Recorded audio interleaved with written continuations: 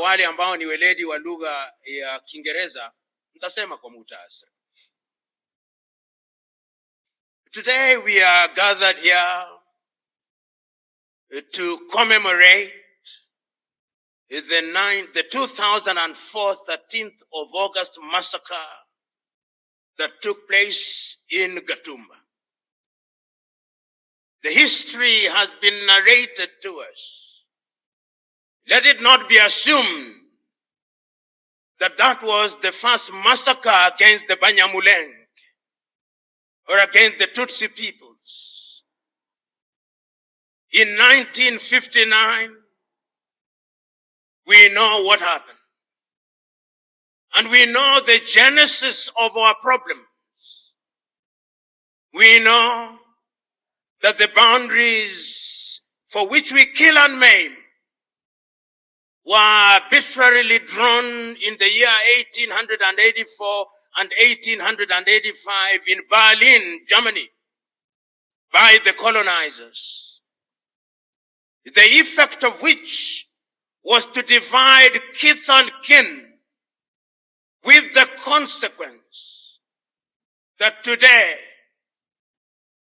when our countries regained independence on the basis of those boundaries, the Kubanyamulenge are now characterized as Congolese, while some of their kith and kin are to be found in Rwanda and Burundi.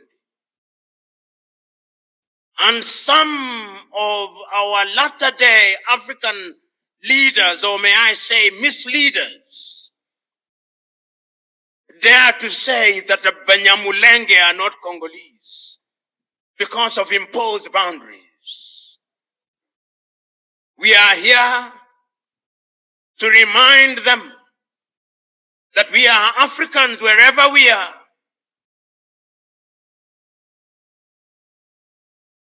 And that we owe each other a duty of care. When we talk about Ubuntu, we mean that you are because I am.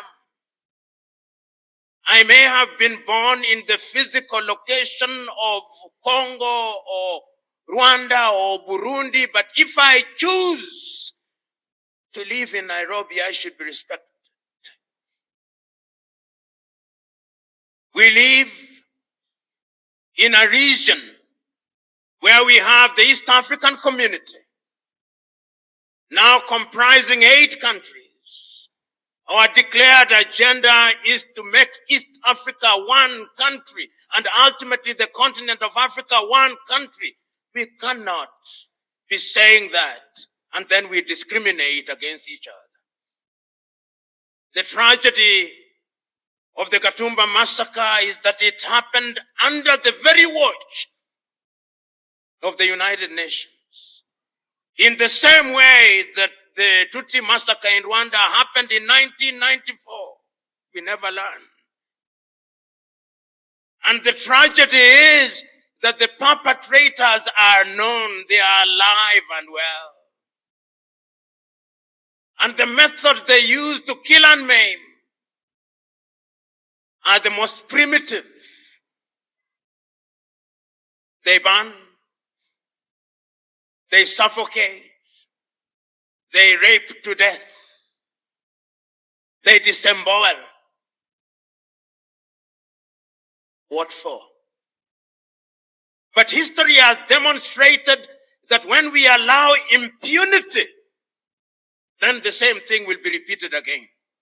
We are gathered here, therefore, not only to commemorate our lost kith and kin and those who survived and are maimed psychologically or otherwise, but we are here to remind the world that the story of Gatumba, like all other massacres, cannot be concluded until and unless those who are perpetrators are punished.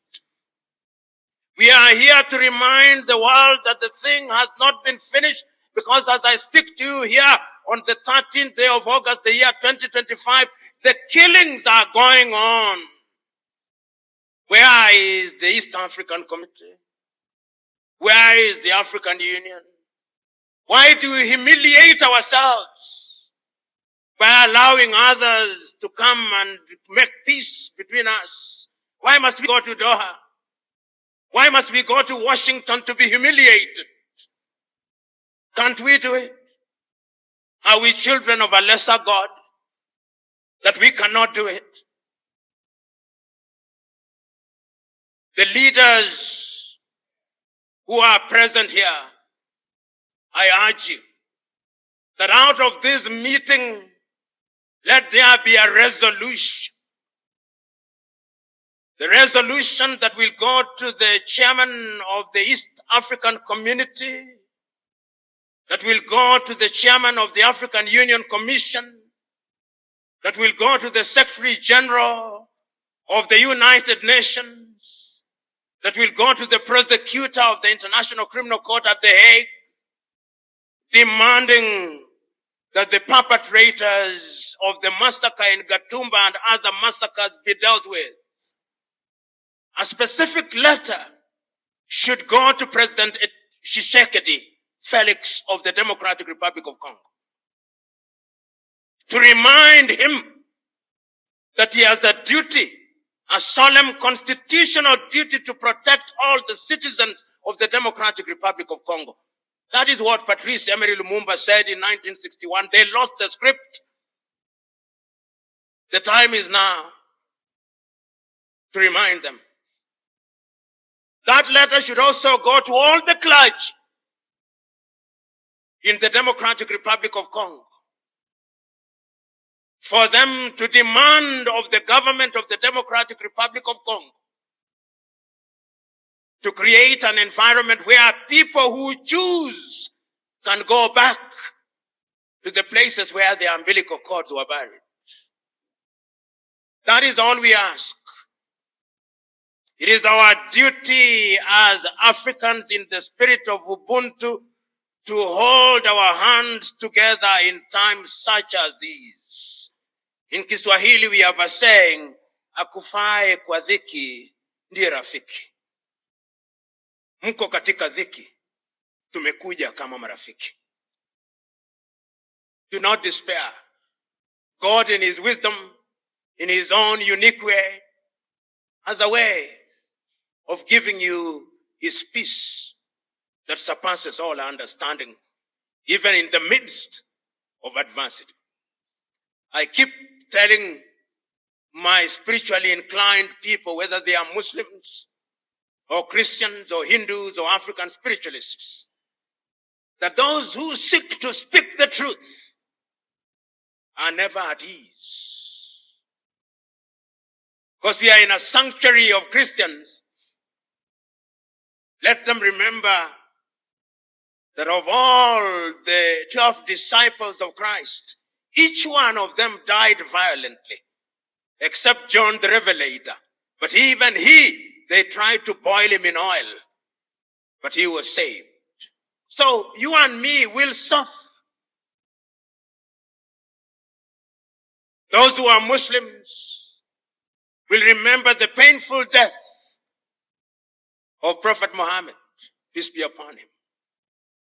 Those who are Hindus will remember the painful death of Lord Krishna. Those who are Christians or other religious groups which are of African origin in the Democratic Republic of Congo, you'll remember the death of Simon Kimbangu, the death of Donna Beatrice Kimpavita in the Democratic Republic of Congo.